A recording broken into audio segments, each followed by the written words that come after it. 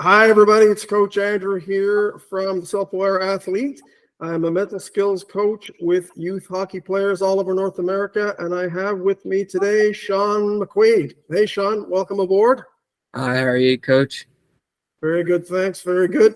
So we're just going to have a little conversation today. I'm going to pop some questions at you, and the idea here is hopefully anybody watching this video can pick up some tools or tips or tricks to get to the level of success that you're currently enjoying. So let's begin. So maybe you could start just by introducing yourself and sort of your name, your age, your position, and maybe we'll talk a little bit about your minor hockey career. All right, well, hi, I'm Sean McQuaid. I'm 15 years old. I'm a goalie, and this upcoming season, I'm going to be playing for the Northern Cyclones.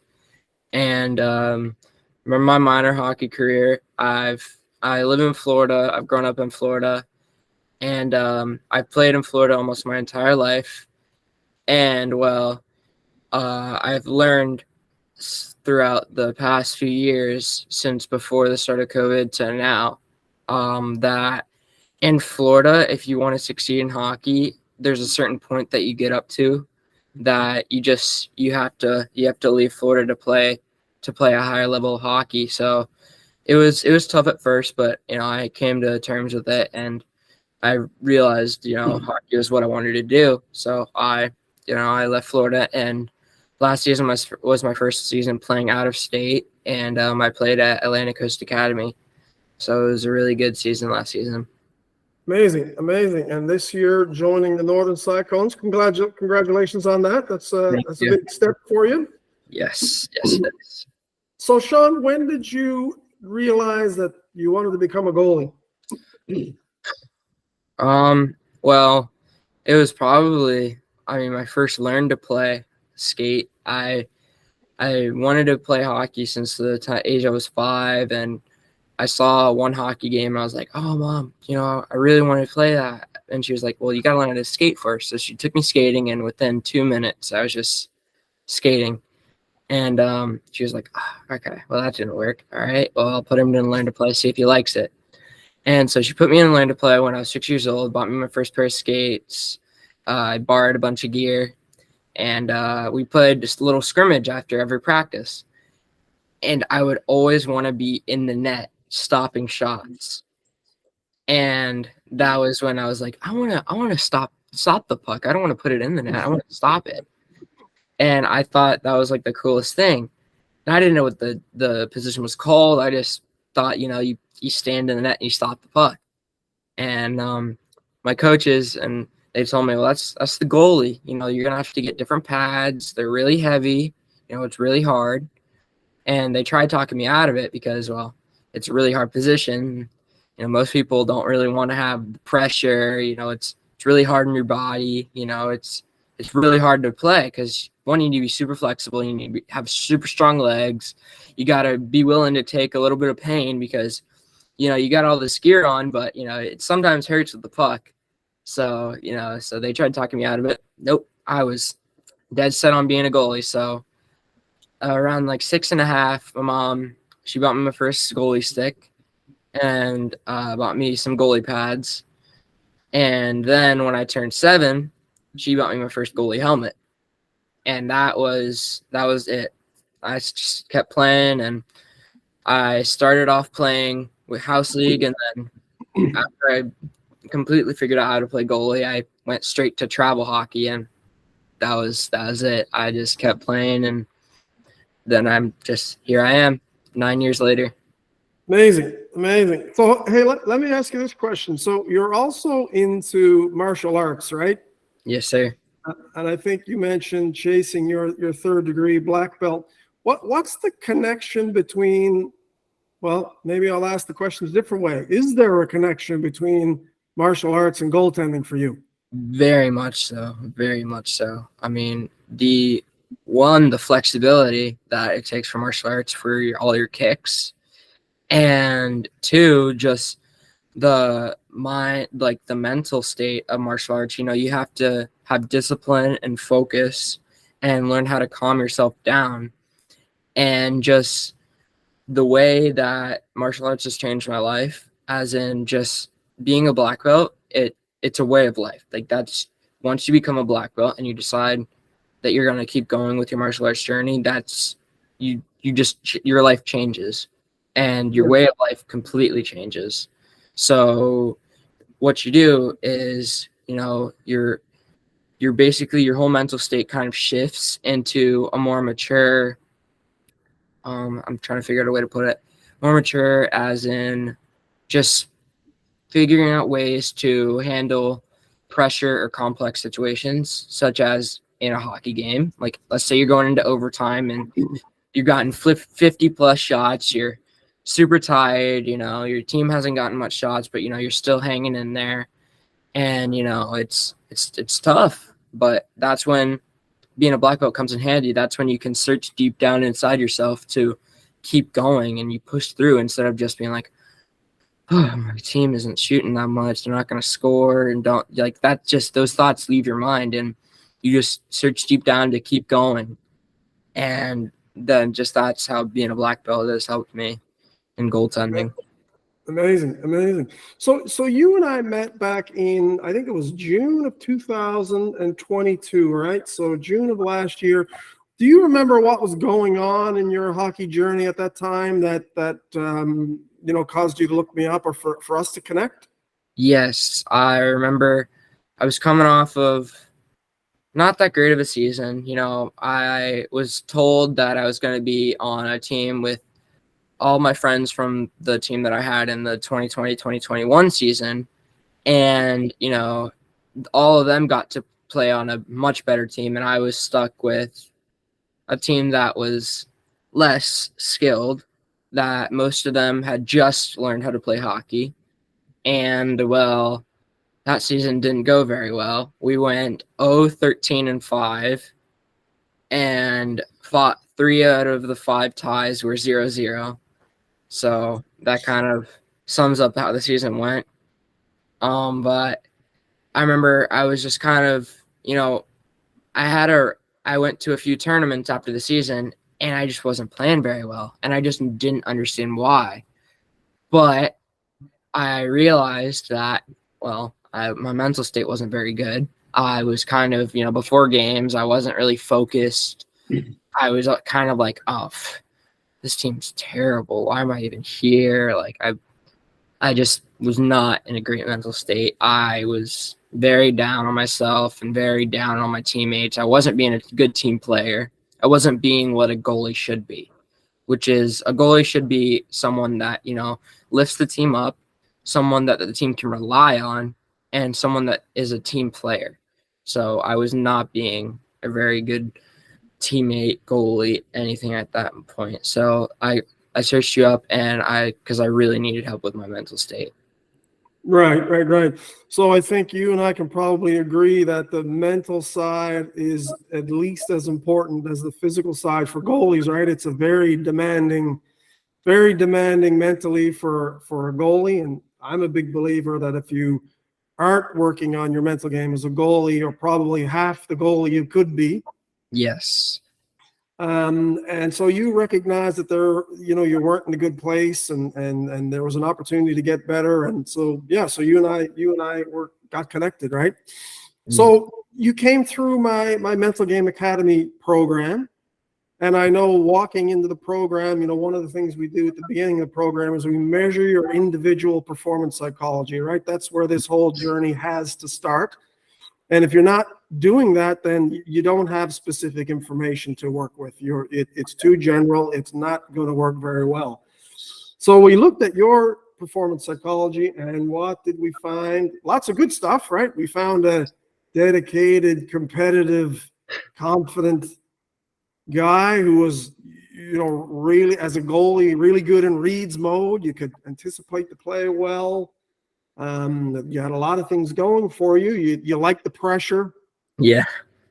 But then the one thing that really wasn't working for you was you're in your head quite a bit, right? Yes, I did get in my head a lot with emotions. Getting in your head, and then the emotions that created, that was the thing that was throwing you off balance and making you a little unsteady and unpredictable. And I guess the magic word for goalies is inconsistent, right? Yeah, very. The kiss of death for goalies is inconsistent, and it's very easy to be inconsistent in this position, right? Very, yes. So, let me ask you this question. How do you think the Mental Game Academy program helped you? What do you think changed? Well, I think the main change was obviously I was able to just in the game and before the game I was able to clear my head, because before I would have a million different voices inside my head because I do have very high functioning ADHD. So what comes with that is just, there's multiple ideas going on inside your head. You can't calm down, you can't focus. And so what I was able to do from the Mental Health Academy, I was able to just calm my head, calm the voices down, and just have my head clear and focus on the game. Only the game, just the game. Nothing else mattered. Nothing else that was going on in school, with my friends, nothing. Just the game. I was able to calm my head down. And what helped me was a skill that I learned from the academy, which was, what is my next thought going to be? And if you tell yourself that and just keep repeating it and repeating it, it never comes. So then all the voices in your head, they're gone. And if one voice which is called the monkey mind, which is another thing that I learned, if it tries and comes back, what is my next thought going to be? There isn't one. It just never comes. Your mind is clear. And then I was able to focus on the game. And the first game I tried that, which was at a showcase, that was probably the best game I'd had in a few months. I mean, I was on point. I had, I think, 30, 40 plus shots, and only one goal went in. So and I didn't, even when that one goal went in, I didn't get down on myself. I just kept going and was like, all right, it's okay. I calmed myself down and went on with it and didn't let any more go in. Consistency, right? Yeah. So, what I would add on there is the struggle for most players and definitely for goalies in particular, and goalies who have a little ADHD sprinkled in the equation, right? There's just so much thinking going on, so many thoughts. And the thoughts are creating the emotions. And so that whole inner turmoil is really the thing that makes you inconsistent, right? Cuts you off from the zone, cuts you off from the flow state, and makes you inconsistent. Yes. So what can be really helpful is to learn the skill of quieting the mind, which I don't think many goalies out there learn at all. So they're in that battling this monkey mind, this 70,000 thoughts a day, most of it negative. They're battling that. Yeah. Instead of the other team, they're kind of battling themselves. So when you learn to quiet the mind, it opens up the opportunity to get in a flow state, right? Can you talk a little bit about what it's like to be able to get in the zone when you want, be able to get in that flow state sort of on purpose? Yeah, when you're in the zone, before I would be in the zone sometimes, I would be out of it sometimes. It was just a matter of if I was there, I couldn't just activate it when I needed to, when I wanted to. It just kind of happened. But after I completed the course, I was able to, even in the middle of it, I started to be able to, put myself in that state. And when I was in that state, man, my game was on. I was at the top of my game. I was stopping so many shots. That was probably the longest time I had the most shutouts. I mean, I had so many shutouts in that period of time because I was able to put myself in the state where I played the best hockey that I've ever played. So the ability to put yourself into the zone is definitely the most important thing, especially for a goalie, because as a player, you have 4 other teammates to rely on. As a goalie, it's just you. When the shot comes down, it's just you. Yeah. So especially to put yourself into this zone for a goalie is very important. Very important, because when you're in the zone, I think one of the things that's important to know, you're actually processing information 4 times faster when you're in the zone. So it's actually a different state of consciousness that you're in. And it is a huge competitive advantage. And, one of the things that I get the biggest kick out of, I think, is teaching goalies how to get in that flow. And they're having that kind of game where it's almost like automatic pilot. Like they're making saves that they're even surprised they made. Like Yeah. That's when you're in the flow, right? The leg goes out, glove goes up. It's like autopilot, right? It's like somebody else is making the saves and you're just along for the ride. Yeah, it's just you don't even think about it, just instinct. Yeah, it doesn't come from thought, right? It comes from instinct. Yeah. A lot of goalies and players are out there trying to think their way through things, and it's just too slow. It's just too awkward. It just doesn't work that way, right? You can't play from in your head. You're ordinary at best, right? Exactly. So, Sean, it sounds like this heightened level of play caught somebody's attention. How did you get the attention of the folks at the Northern Cyclones? Well, last season with the Atlantic Coast Academy, I was the youngest player there. I didn't get to play very much, and I had to go home early, and that was hard. I didn't want to leave my team. It was pretty hard. But on the drive home, actually, the Cyclones coach called my mom, and I was in the car. I was kind of down. I was like, well, it was fun while it lasted, as everyone is, when the season ends. But I was like, oh, who's that? And the Cyclones coach called, and they said, we've been watching you for a while. They watched all of my last season, like the season before, in the summer, all of my showcases. They watched me, and they even came to some of my practices. I didn't even know coaches did that. I didn't even know they came to practices. And so they said they were watching my practices, watching tournaments, and they said they really liked what they saw. So they invited me out to a tryout, and the rest is history. Now I'm signed with them and ready to go up in August to play with them next season. Amazing. So you battled through. I think maybe here's a big lesson for anybody listening to this discussion. You battled through a subpar year in Florida where you didn't get to play with your buddies, and you had to suffer through a challenging year, and then so you battled through that. You battled through the ups and downs at Atlantic Coast Academy. Still standing, maybe a little shaken, but still standing at the end of that, and then kaboom! It all turns around in a heartbeat, right? Yep. It all changes in a heartbeat. So you keep at it. You swim your own race, right? You just keep doing what you love. Keep working on it, and it can change in a second. So I think that you're living proof of that. Yeah, it was a pretty crazy 2-3 years. I mean, it was a long ride, and I was thinking, is this ever gonna change? I was just kept getting beaten down because I wasn't allowed to play. The coaches wouldn't let me play. I was younger. But everything changes in a heartbeat, and it's the greatest feeling when that all your hard work pays off, and it just feels amazing.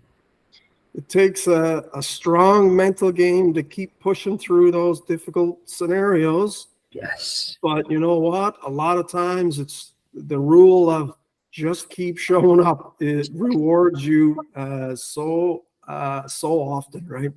Definitely. Well, amazing, Sean. It's been great chatting with you. I think there's a lot of really good pearls of wisdom and gems there for anybody listening. And so I wanted to connect with you and because I wanted to get your story out there. It's been such an amazing success story, and the next chapter is all lined up. So I'm excited for you. Yes, thank you so much, and just thank you for all the help. There's no way I would be where I am right now without you. I've grown so much in this year that I've been with the academy. It's crazy how much I've grown. I look back to a year ago and I watched some of my game film, and I'm like, what am I doing there? What is what is wrong with me? What was going on there? Yeah. In your head, I guess, right? In your head, Yeah, beat yourself up, probably. Yeah. Excellent. Well, hey, nice chatting with you, and I look forward to working with you as we go through next season. Yes. Thank you so much, Coach. Okay, buddy. I'll talk to you soon. All right. Thank you. Bye. Bye.